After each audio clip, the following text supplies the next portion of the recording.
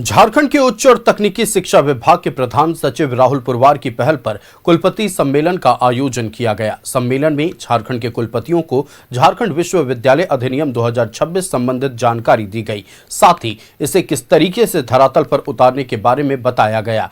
राहुल पुरवार से खास बातचीत की संवाददाता अंजनी ने।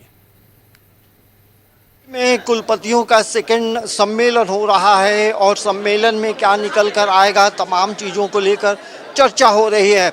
हमारे साथ प्रधान सचिव हैं शिक्षा विभाग के राहुल पुरवार सर। सर, ये दूसरी बार ये सम्मेलन हो रहा है। पहला सम्मेलन उन्होंने हजारीबाग में किया था 2023 में और आज हम लोग दूसरा कर रहे हैं। सबसे महत्वपूर्ण बिंदु है कि अभी हमारा राजकीय विश्वविद्यालय विधेयक पास हुआ है, आपको जानकारी होगा, लागू हो गया है।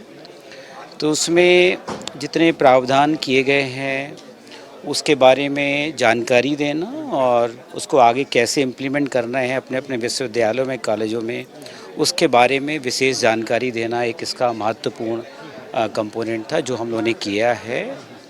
इसके अलावा जो राज्य सरकार की वेलफेयर की स्कीम्स हैं जो हमारे छात्रों के लिए हैं, उन सब के बारे में बताना है, जानकारी है, ताकि सभी बच्चों को इसका फ़ायदा मिल सके, उसका लाभ मिल सके।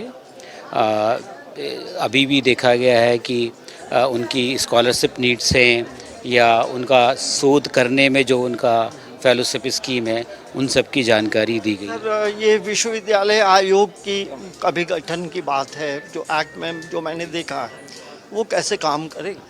जी, एक सबसे महत्वपूर्ण कंपोनेंट विधेयक का जो अभी राज्य की विश्वविद्यालय विधेयक पारित हुआ है, उसमें ये है कि जो टीचिंग और नॉन टीचिंग स्टाफ का जो रिक्रूटमेंट है वो यूनिवर्सिटी सर्विस कमीशन के द्वारा किया जाएगा, ताकि हम लोग टाइमली रिक्रूटमेंट कर सके। अवार्ड भी देंगे रैंकिंग के अनुसार, वो क्या है? ये मतलब कि हमारी बहुत सारी स्कीम्स के बारे में जानकारी दी गई है। उसमें ये भी है कि जो हमारे इंस्टीट्यूशंस हैं, हमारे हायर एजुकेशन इंस्टीट्यूशन हैं, उनकी क्षमता वृद्धि हो सके, वो compete कर सकें देश के अन्य अच्छे कॉलेजेस और विश्वविद्यालयों के कंपैरिजन में। तो उसको प्रोत्साहित करने के लिए रैंकिंग फ्रेमवर्क स्कीम लाए हैं, ताकि हम उनकी कमियों को देख सकें और उनकी कमियों के हिसाब से जो उनकी कमियों को दूर कर सकें, उसके लिए जो आवश्यक प्रयास है वो किया जा सके। न्यूज़ 11 भारत के लिए कैमरामैन रिंकू के साथ अंजनी कुमार, रांची।